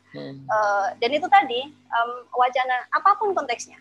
Saya senang banget tadi Nyong Saka sharing tentang gimana rasanya jadi orang Timur, dan stereotype ya, mungkin kebetulan delalah dulu teman-temannya yang ke Jawa punya, dan terus terang saya sebagai orang Jawa, that's exactly it. Saya juga punya, saya sadari atau enggak, diakui atau enggak, saya punya stereotype tentang orang Timur, tentang orang non Jawa yang seperti itu gitu. Itu tadi saya share di link tentang Cimamadai, memang konteksnya dari Afrika. Kita punya banyak stereotip. Ya hampir sama lah, di dalam negara kita aja antar daerah punya stereotip. Padahal Timur sendiri luas banget ya tadi itu ya. Betul. Ya, dan kata Timur sendiri bias. Jadi istilah-istilah bias, stereotip itu bagian dari sosiologi yang memang nggak akan pernah habis untuk didiskusikan. Tapi ketika kita punya kesadaran, yaitu tadi membangun kesadaran itu yang nggak mudah. Dan memang saya punya gini, memang nggak semua orang seberuntung. Jadi buat saya pribadi, saya punya kesempatan encounter budaya secara literal, pergi ke tempat itu, ada privilege saya. Tapi kita sebenarnya bisa. Yang kita lakukan ini sebenarnya encounter. Kita nggak harus ke Australia, tapi baca cerita tentang bagaimana itu terjadi. Membaca itu bentuk encounter, diskusi itu bentuk encounter, tapi memang harus ada seperti itu. Makanya kita harus expose diri kita dengan hal yang berbeda dari kita. Ini mumpung masih ada waktu ya, pernyataan Mbak Ririn barusan kayaknya bisa jadi bridging bagus nih. Ini kan kerjaan saya sebagai pemantik ini. Bridging bagus ke, meskipun ini agak panjang, mungkin nggak selesai sekarang, tetapi bolehlah kita icip-icip sedikit ya. Sub dari subbab berikutnya ya. the various approaches to knowledge of reality. Ini karena kalimat depannya ini menarik sekali. Science is only one means of access to knowledge of natural, social, and psychological reality. Jadi saya jadi kepikiran bagian ini karena tadi Mbak Rin menyebutkan soal puncaknya adalah kebijaksanaan, ya puncaknya adalah kebijaksanaan. Kan kemarin saya dengar satu bahasan ada definisi yang menarik itu tahu, ya, tahu kapan menggunakan sesuatu. Gitu. Jadi ya sains itu satu cara untuk memahami sesuatu, ya. Tetapi kan dia cara yang cenderung kaku sebenarnya, ya, cenderung metodologis, sistematis, kaku gitu. Sementara ada cara lain, ya. Kalau sini nanti dibahas soal seni misalnya, ya. Seni itu kan cara yang kebalikannya, justru tidak kaku, lentur, justru sangat abstrak gitu misalnya. Ya yang pada ujungnya kan bisa sama-sama membuat orang ya harusnya menjadi lebih bijaksana. Jadi mungkin kita coba satu paragraf sedikit ya, mumpung masih ada waktu.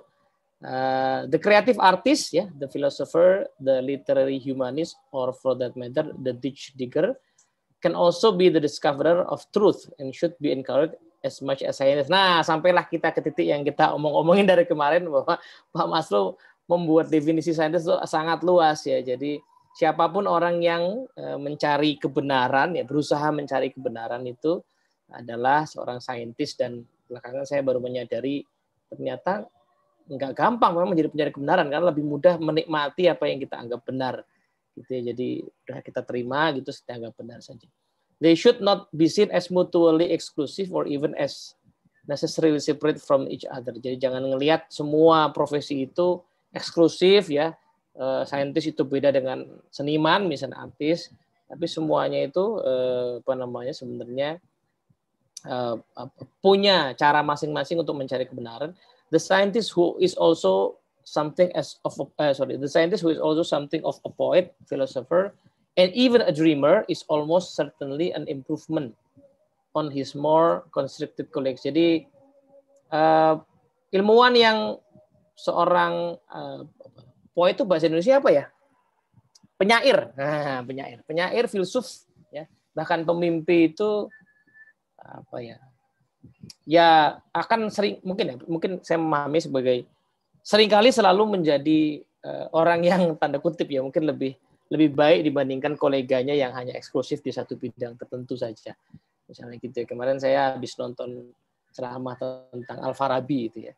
Farabi yang saintis jelas, filsuf jelas, tapi pada saat melihat konser musik lalu nyetop gitu. Sorry kayaknya kamu mainnya salah deh. Terus kemudian dia pinjam alat musiknya, dia mainkan dan seluruh penontonnya bisa menangis gitu. Padahal ya bisa dibilang misalnya let's say dia astronom main musik terus bikin orang nangis. Itu selalu akan membuat orang mungkin lebih terpukau. Nah, bridging ke sininya tadi gimana ya, barangkali kalau pendapat saya nanti silakan teman-teman tambahkan komentari. Seluruh pemaparan Pak Maslow di bab ini itu semacam memberikan jalan untuk kita memahami poin ini gitu. Bahwa sains itu salah satu jalan memahami kebenaran, tapi dia sebenarnya sesuatu yang sangat terbuka untuk berbagai peran yang diambil. Nanti di bawah soal seorang ya ini agak bias feminisme juga. Seorang perempuan, ibu yang memasak dan serius banget mengukur takaran itu seorang saintis. Karena di sisi lain, seorang PhD yang jadi kepala riset, jangan-jangan udah 10 tahun dia nggak riset karena sibuk mengepalai lembaga itu, nyari dana misalnya gitu. Jadi udah lama nggak bikin riset betulan. Sementara si ibu ini masih tekun dia ngukur takaran makanan gitu. Monggo silakan dikomentari. Siapa nih? Siapa? Masih ada waktu nih. Komentar monggo. Yang lain juga silakan. Iya. Oke. Ini tadi kata-kata dari Maslow ya, bahwa sains adalah salah satu cara untuk mengakses pengetahuan, baik itu yang natural, sosial, maupun psikologis. Ini mengingatkan dengan salah satu penjelasan Gladwell di buku Blink itu, bahwa paling tidak ada 5 cara untuk mencapai sebuah proses pengetahuan. Ini tentu akan lebih menarik lagi kalau dibahas dari segi tasawuf, banyak banget ya jalannya. Cuma mengingatkan tadi pagi nih, saya baru diingetin sama saya ngedengerin IGTV. Jadi ada tentang kasus ini kan salah diagnosis. Jadi terutama di teman-teman yang menangani anak berkebutuhan khusus, rata-rata itu mendapatkan anak berkebutuhan khusus dengan diagnosis yang beragam dan ternyata salah, sehingga harus dilakukan kembali oleh para ahli di resource center-nya. Nah, ya anak saya minta izin. Konteks sosiologis itu, konteks sosiologis. Iya, konteks sosiologis. Nah, yang menariknya adalah, tuh saya jadi lupa lagi. Salah diagnosis. Iya, salah diagnosis. Dan ternyata itu pas dicek, jadi yang dari pengantar psikolog, bukan psikolog ya, di sana itu dikasih tahu yang melakukan screeningnya dokter tumbuh kembang.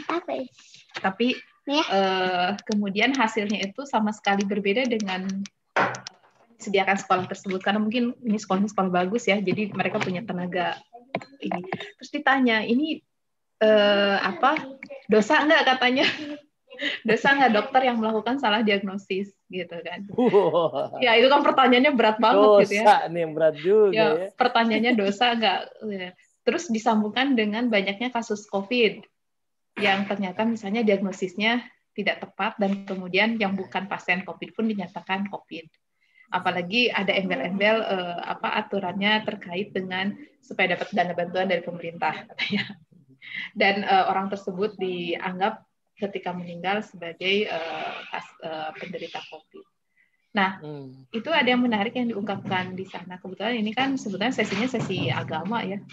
Dia cerita bahwa masalah malpraktek, salah diagnosis dan lain sebagainya itu ketika dilakukan tidak sengaja kan tidak menjadi dosa. Wah, ini karena udah berbicara dosa. Gitu. Tapi dia menggarisbawahi terkait dengan tugas keilmuan. Bahwa tugas ilmuwan itu adalah membatasi diri untuk tidak berkomentar pada wilayah yang dia tidak menguasainya di sana. Dan tugas seorang kita gedein profesi ataupun pelaku sayang?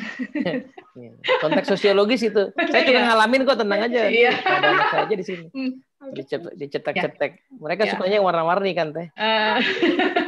Truth seeker itu jadi terjadi. Ya, udah. Iya.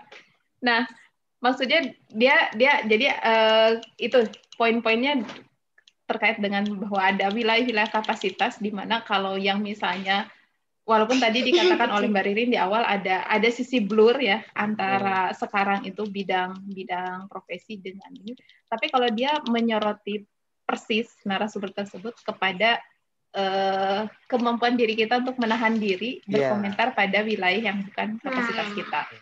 Jadi bukan masalah ini perannya banyak gitu, tapi ada kesadaran untuk kita menjaga betul. Karena tadi salah satu proses perolehan knowledge itu adalah dari sains. Dan di Gladwell ini dia ungkapkan bahwa 5 cara itu salah satunya scientific approach itu dia simpan di yang kelima. Karena sebelum yang kelima itu biasanya ada kemudian 4 tahapan yang itu terkait betul dengan kesadaran saintisnya. Yang pertama itu terkait dengan intuisi, bahwa kita bisa capai pengetahuan itu dengan intuisi. Common sense lah, ini biasanya juga seperti itu. Ini naluri saya tuh kayak begini gitu. Nah, artinya kan kalau intuisi mungkin kalau yang namanya intuisi kan nggak ada basic ilmunya gitu. Tapi menurut saya rasa-rasanya sih gitu kan. Nah, kemudian kan tahap yang kedua adalah authority. Authority siapa yang ngomong bahwa itu adalah seperti kasus kita positif COVID dan tidak positif COVID itu kan kalau yang ngomongnya dokter, kalau yang ngomongnya ahli epidemiologi ya kita pasti percaya. Tapi kalau yang ngomongnya misalnya Mang Oleh gitu, kita mungkin nggak percaya. Pasti ini bahas tentang odading kan, nggak mungkin dia bahas tentang COVID gitu. Nah, authority. Yang ketiga, nah ini kalau di authority saya mungkin garis bawahi juga. Kadang-kadang nih guru menggunakan authority ini pada peserta didik. Yang kadang-kadang itu tidak diimbangi dengan proses untuk tadi menjaga kapasitas dan kesadaran. Sehingga kadang-kadang banyak sekali kejadian ketika ditanya guru, daripada gengsi ya dijawab kemana aja, anak nanya gitu. Nggak misalnya menunda untuk nanti ditugaskan untuk mencari lebih lanjut atau ditanyakan kembali ke peserta didik yang mungkin bisa lebih tahu. Nah ini juga kita perlu hati-hati merasa bahwa gua kan guru bisa ngejawab apa aja gitu. No gitu kan. Apalagi misalnya kan gue pun guru BK nih bisa memprediksi apapun tentang anak. Sah-sah aja gue bilang nih anak berdasarkan hasil tes ini berarti dia nanti akan jadi apa gitu.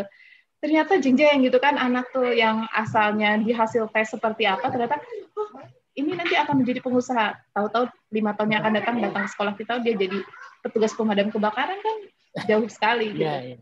Nah itu kan karena otoritas. Nonton 911. Betul. Kemudian yang ketiga adalah rasionalisme. Bagaimana kemudian menggunakan proses logis, berpikir kritis untuk memperoleh sebuah proses pengetahuan. Nah ini kan yang didorong kalau di kurikulum anak-anak didorong untuk berpikir ke arah sini ya, rasionalisme. Tapi kadang-kadang gitu kan rasionalismenya yang didorong, tapi rasionalisasi, pembenaran. Untuk membenarkan hal yang biasa, bukan membiasakan membenarkan diri dalam proses rasionalisme.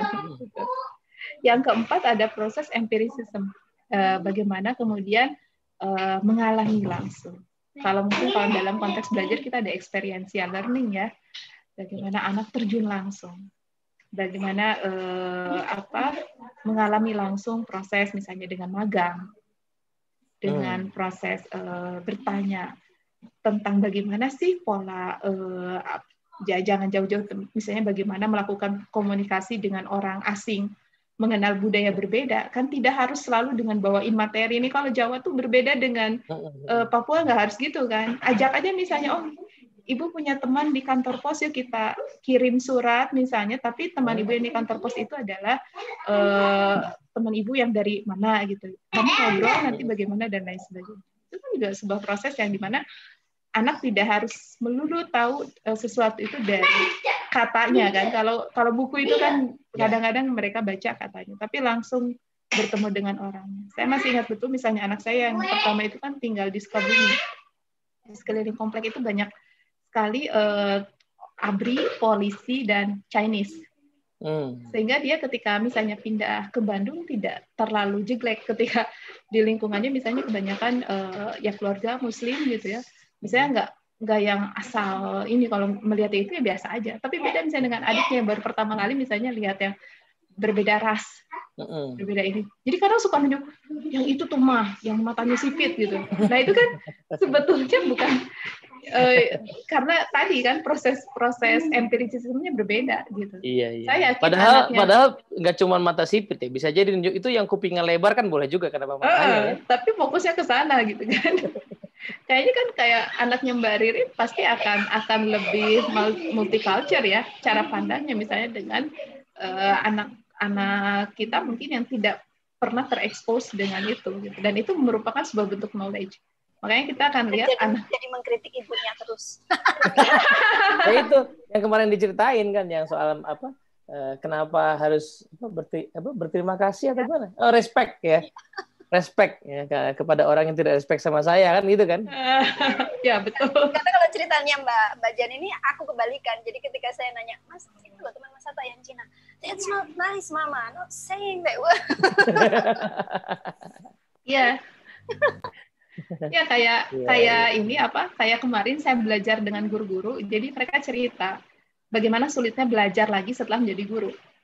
Dan kata mereka ketika lihat hasil tugas orang lain, jadi dapat insight Bu katanya. Jadi saya harus bikin sesuatu yang misalnya seperti ini atau lebih. Terus saya tanya, kenapa anak nggak boleh niron atau cheating teman yang lain? Kan dia saja dicari insight. Saya tanya kayak gitu kan.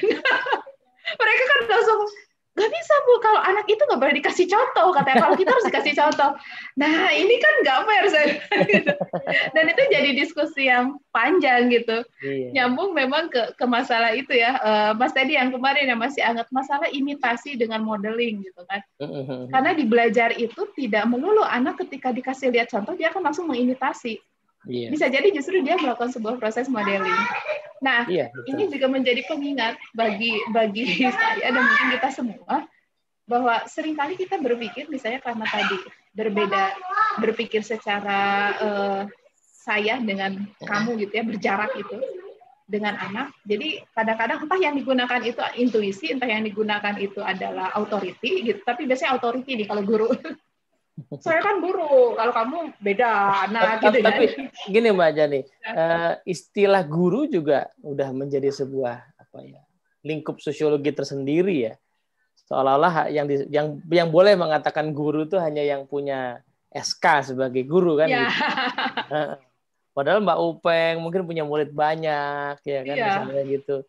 Kenyataannya ya, tapi kan seolah-olah guru hanya tadi itu yang, atau dosen juga kadang-kadang nggak merasa dirinya sebagai guru ya, karena dia dosen gitu ya. Iya, beda kasta.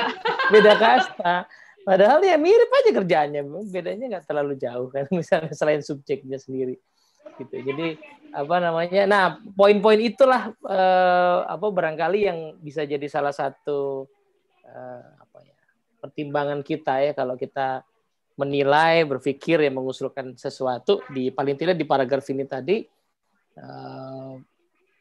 Kata kunci dari saintis menurut Pak Maslow adalah itu ya, truth seeker tadi ya. Truth seeker tadi buat saya ini relieving banget sih ya, relieving banget, terutama contoh yang tadi itu ya. Iya ya, seorang PhD kalau dia jadi kepala lembaga riset dan 10 tahun nggak riset karena dia tinggal nyuruh, itu masih bisa dibilang saintis nggak ya? Terus saya mikir iya juga ya. Ya karena kan misalnya di kampus kita belajar soal metode ilmiah gitu. Hanya sedikit orang di satu angkatan itu yang akan jadi dosen dan peneliti. Lalu sisanya tuh buat apa?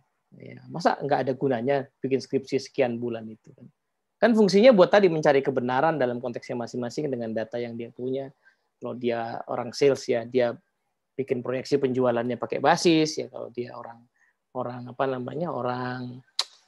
building management, maka dia membuat perencanaan kesehatan dengan basis data yang kenapa saya mesti beli keran ini, kenapa saya mesti pembersih yang itu ya kan. Nah, itu kan perlu metode ilmiah, itu tidak bisa pakai asal harganya murah. Saya beli pembersih ini, kenapa saya beli ya harganya paling murah, itu kan problem di procurement kan kayak gitu di pengadaan kan, nggak pakai scientific gitu ya. Kenapa mesti pakai rapid test dulu padahal akurasinya rendah misalnya gitu ya, itu murah gitu kan misalnya gitu. Jadi selama kita menjadi truth seeker, mungkin kita bolehlah mengconsider diri sebagai seorang saintis dengan mempertimbangkan tadi keseluruhan sudut pandang ya, budaya sosial kita gitu sebagai pertimbangan gitu. Kenapa saya suka wangi yang ini, itu ya karena itu budaya saya gitu kan. Kenapa waktu mengadakan catering itu yang saya pilih catering jenis ini gitu. Kalau saya sebagai orang Minang misalnya jadi petugas yang memilih catering kantor itu kan tak pilih yang pedes semua. Kalau nggak pedes itu nggak lolos seleksi gitu. Tidak mempertimbangkan keragaman populasi. Atau saya suka kritik dulu teman-teman di kantor yang ngadain ya ini karena mungkin tidak menggunakan secara truth seeking ya. Bikin acara gede gitu, menunya itu bebek gitu. Nah, karena dia suka bebek gitu. Tapi kalau dipikir-pikir bebek itu secara statistik mungkin penggemarnya tidak sebanyak, agak lebih netral ayam misalnya gitu kan. Jadi saya bilang kalau acaranya gede, ayam aja.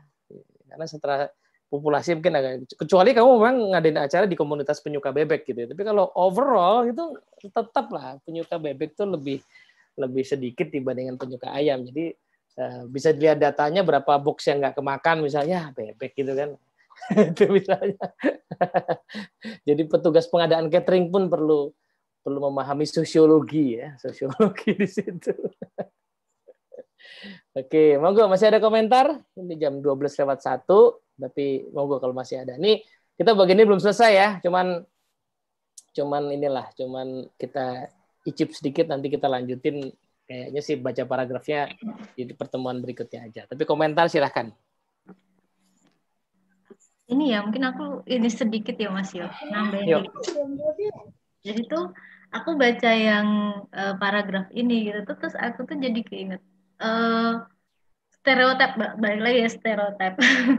Jadi aku tuh stereotipku tentang saintis, tentang peneliti itu adalah orang yang kaku kayak gitu. Bayangin seorang ilmuwan itu orang yang kaku, yang terus apa namanya, pokoknya melihat satu fenomena itu ya ini saklek itu, terus harus according to textbook kayak segala kayak gitu ya.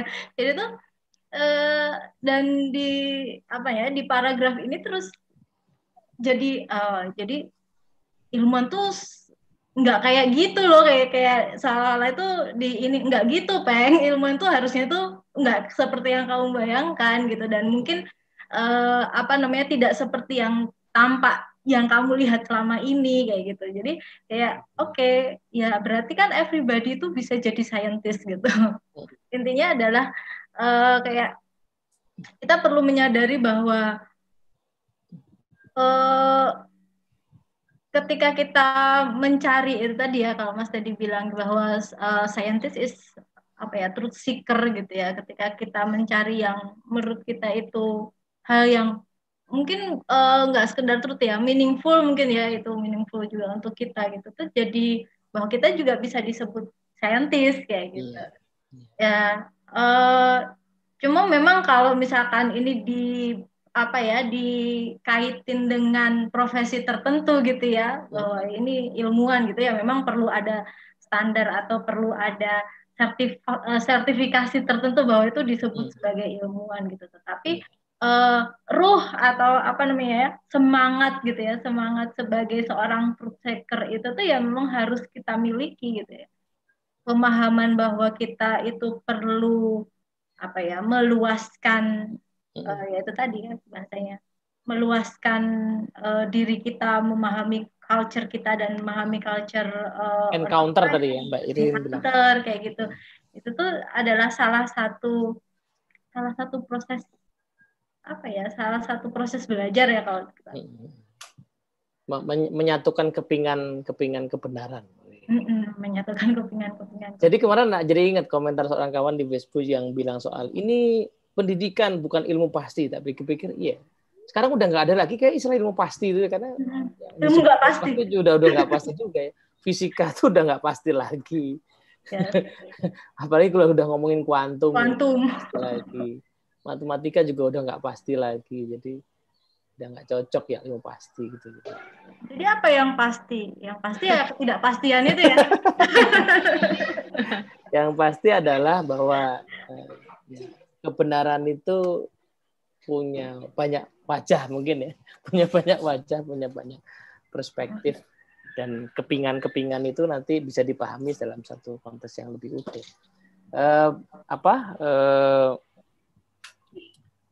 Apa nih? Mungkin kalau kita mau coba berimajinasi ya tentang kondisi guru BK itu salah satu ya. Ini pancingan aja, mungkin untuk jadi perenungan setelah ini barangkali. Ya definisi kita tentang karir ya sebenarnya apa gitu. Dengan keserbamungkinan dengan COVID ini ya, pandemi, orang bisa kerja di rumah sekian banyak, itu nanti apa itu karyawan itu definisinya akan sangat berubah. Yang disebut karyawan itu berubah, atau profesional itu jadi berubah, bidang-bidang itu jadi berubah. Apa namanya? Tadi ini istriku baru ikut kuliah ya, blended learning di salah satu kampus swasta. Menarik sekali bahkan dia menyampaikan materinya nanti dalam bentuk e-learning, orang nonton sendiri, baru diskusi di hari Sabtu. Nah, tapi nonton sendirinya tuh sudah bisa termonitor dengan teknologi kan. Dibuka di Rebo, ditutup di Kemis, dan kami tahu Anda tuh cuman skip apa nonton semuanya. Nah, gitu. jadi sudah bisa kayak gitu. Nah, artinya someday benar-benar ruang itu tidak diperlukan. Ruang kelas pertemuan itu cuman kalau nggak salah itu idenya cuman yang ketemu langsung cuman sebulan sekali. Gitu. Jadi wah, ini yang namanya bagaimana nasib UKM ini ya, berasa ya. UKM itu maksudnya kegiatan mahasiswa itu loh ya. Itu kan kalau di UGM gimana nasib gelanggang gitu kan. Itu kalau kayak gini modelnya. Ya, jadi Kalau itu ini ya signifikan venue ya. nah itu dia. Tadi aku tiba-tiba gimana Mbak? Not academic purpose. Itu Mbak, aku ke pas Yong Saka tadi cerita soal orang Timur ya, dianggap nggak serius segala macam. Ya saya curiga itu soal perbedaan budaya sih. Misalnya ya kegiatan bermain, nongkrong itu kan bisa aja itu sebuah pelatihan kehidupan sosial. Nah, tapi kalau kemudian pengajar bisa mengajak anak merefleksikan hal itu gitu. Nongkrongmu sampai jam 3 pagi tadi malam tuh apa hikmahnya? Misalnya gitu kan. Ada pertanyaan itu kan membuat orang dapat ilmu ya. Tapi kalau nggak ada pertanyaan itu ya memang nongkrong terus sampai malam. Nah, jadi sebuah. Itu kan karena dampak dominannya satu perspektif. Perspektif ya sih. Bahwa yang namanya belajar itu yang serius, yang begini-begitu. Di luar itu enggak. Sama kayak tadi dominasi modernisme. Kenapa sekarang kayak si indigenous itu kayak dapat angin kata-katanya begini, karena orang mulai muncul awareness bahwa suku anak dalam apa itu bukan karena tertinggal gitu. Mereka punya sistem knowledge mereka sendiri. Makanya kayak di Australia Aborigin punya musim nggak 4, 7 karena mereka melihat arah angin, melihat bla bla bla. Jadi ketika Aborigin mengolah Australia itu sebelum white settlement datang, jarang, hampir nggak pernah ada bushfire. Ketika white membawa budaya mereka terus menjadi yang dominan di situ, which is belum tentu sesuai dengan konteks itu kan jadi geopolitical problem. Jadi artinya ya begitulah ilmu sangat. Saya suka sebenarnya kata tapi agak letter di bagian versatil. Saya suka versatil. Jadi otoritas keahlian penting, tapi interest kepekaan terhadap banyak hal itu penting juga. Oke, yang lain ada mungkin ini 12:09, mungkin ada semacam closing insight gitu. Iya, suara aku kedengeran ya? Kedengeran, Mbak Nur Malahayati ya, nggak ada santrinya. Ya, ini aku di paragraf pertama kalimat terakhir itu ya. Bahwa orang-orang yang juga pemimpi yang atau punya banyak perspektif mungkin yang nggak terlalu serius mungkin itu nggak hanya melihat satu sisi itu bisa jadi lebih berkembang daripada. Halo Mbak Santi, kok suaranya hilang? Hilang. Iya benar ya, hilang ya. Oh dia kayaknya. Oke. Sambil nunggu mungkin yang sebentar, ini suara siapa? Oke, mungkin yang lain boleh juga duluan kalau ada closing insight. Iya. Oh, nah ini udah muncul. Monggo Mbak Santi, tadi keputus. Oh ya. Ya, jadi ya ini jadi satu ini juga sih ya, maksudnya bahwa selama pandemi ini akhirnya jadi tersadarkan lah gitu ya bahwa alhamdulillah ya misalnya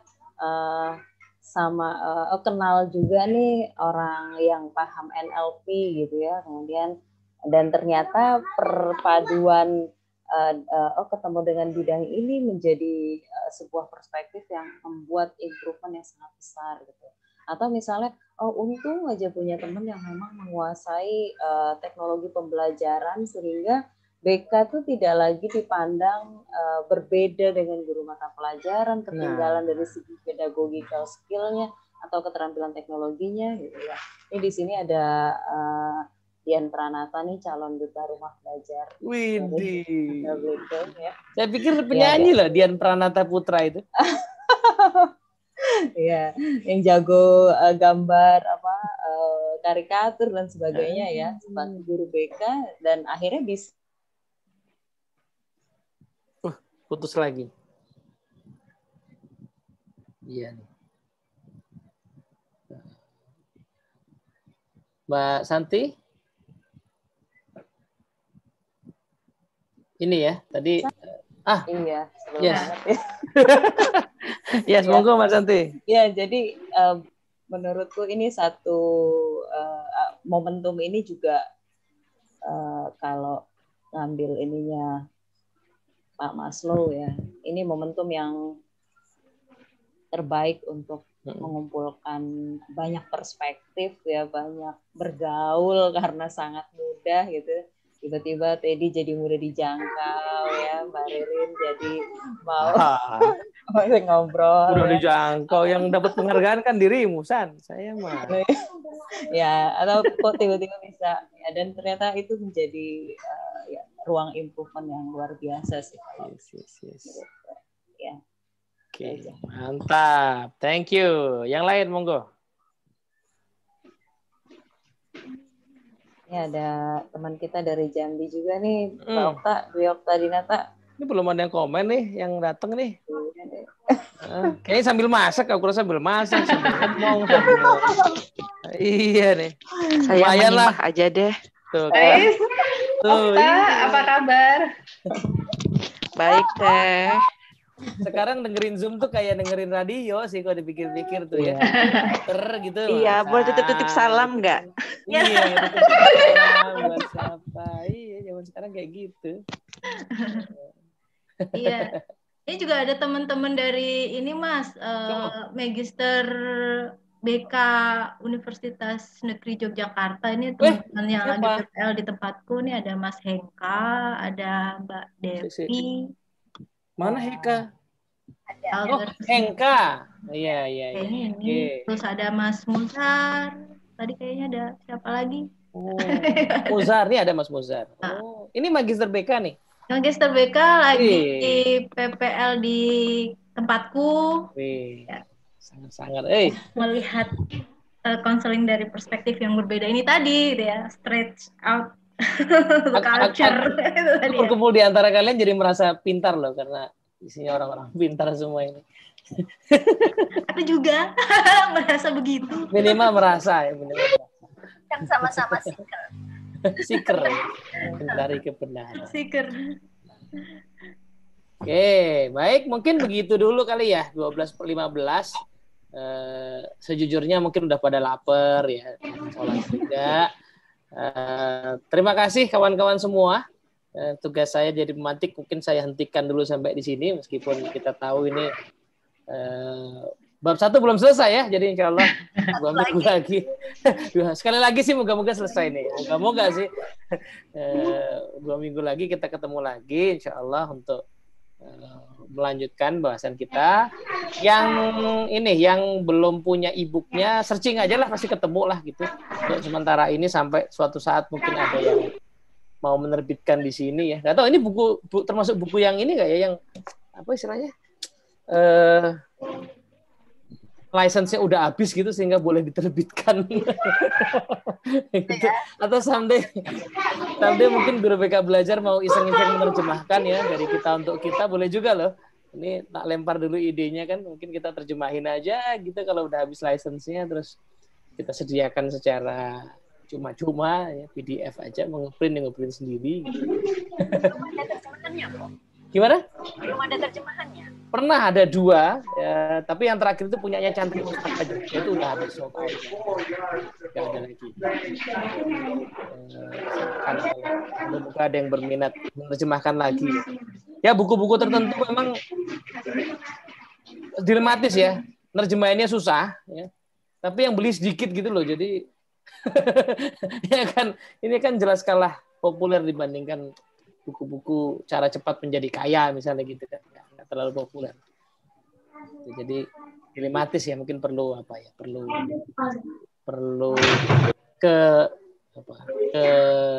kelegowoan orang untuk ya mau melakukan ini of knowledge. Begitu kira-kira. Sampai ketemu lagi dari saya kembalikan kepada para direktur dari Guru-Guru Belajar. Assalamualaikum warahmatullahi wabarakatuh. Iya, makasih Mas Teddy.